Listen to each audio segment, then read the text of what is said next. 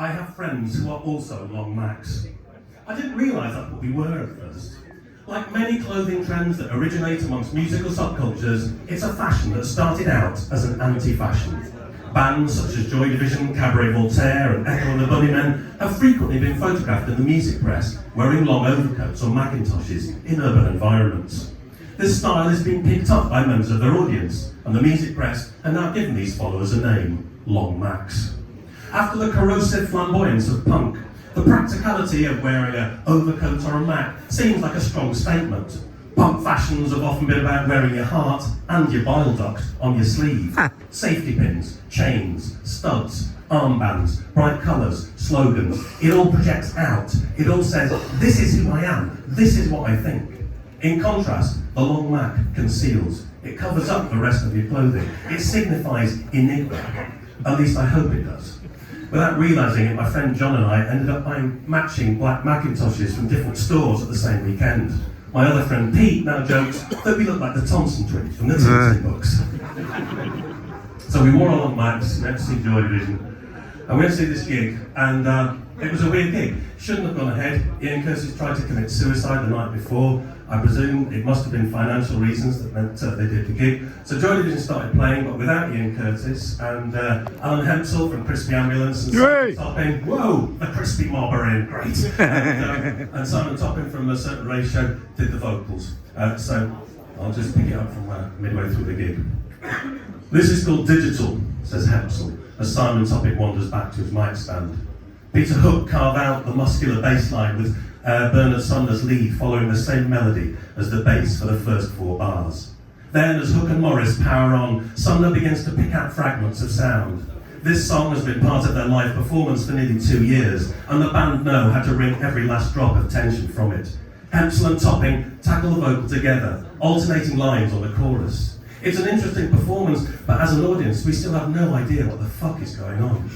As the song concludes, Hempsel and Topping step away from their mic stands, and Ian Curtis finally wanders on stage. His manner is shy and awkward, and yet his appearance is greeted by a huge cheer from the audience. But then there's another frustrating pause while Sumner fiddles around with his keyboard setup. I worry this is going to turn out like the Preston gig I saw a few weeks back, with lots of malfunctions and the keyboards refusing to join in. Apparently, I'm not the only one with such concerns, as during this hiatus, someone at the back shouts out, "Don't stop now, for fuck's sake!" Hook plays a short, mid-paced bass figure, and Morris marks out a beat on the kick drum. This is a relatively new addition to Joy Division's live performance. Tonight it's on the set list under the title Europop. However, when it's eventually released in 3 months' time as the closing track on the band's Closer album, it will have been renamed Decades. The later recorded version will sail out on a smooth, glassy synth riff. Tonight, however, Sumner's keyboard sound is more queasy, distorted, and off-kilter, with a barely controllable edge of mania. Curtis is leaning on a mic stand, singing with his eyes shut. Tonight he executes none of the frenetic dancing for which he has become known. Tonight he looks pale and washed out, his eyes hooded. And yet, despite his apparently frail state, vocally, Curtis still delivers. His voice is deep and emotional. It's impressive how in just a couple of years his voice has grown in both strength and depth of expression. At points, he sounds like a modern-day crooner. When in the song's final section, Morris moves from just the kick drum and hi-hat to playing the full kit, the song blossoms into life.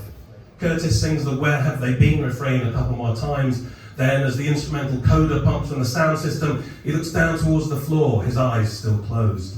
The song's conclusion is met with the evening's first real full-bodied burst of applause and cheers.